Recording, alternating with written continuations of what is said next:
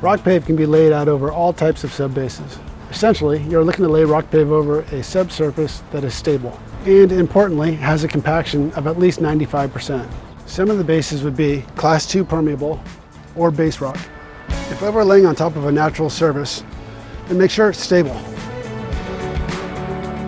Clay, for example, will move quite a bit depending on its moisture content. If you're doing an overlay, make sure to alleviate the high and low spots, so you'll end up using the appropriate amount of Rockpave material. When preparing your subbase, it's critical that you have compaction of at least 95%. Your stable subbase preparation is critical to having a long-lasting Rockpave product.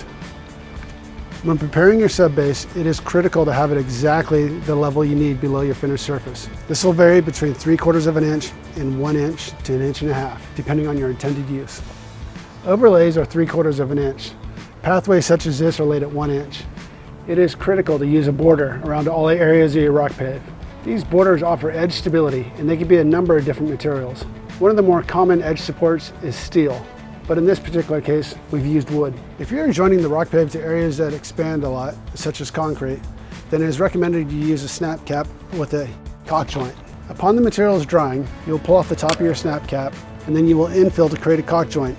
In this particular case, we're going to use Dowsil 795, but you can use something equivalent as well. If you're doing an overlay, it's really important to make sure the area is clean and dry. Power washing beforehand will achieve this. If you're covering an area of natural soils and you're concerned about ground movement, consult with an engineer to determine the appropriate amount of subbase preparation. Lastly, you'll want to lay the supply geogrid in all areas that will be getting Rockpave.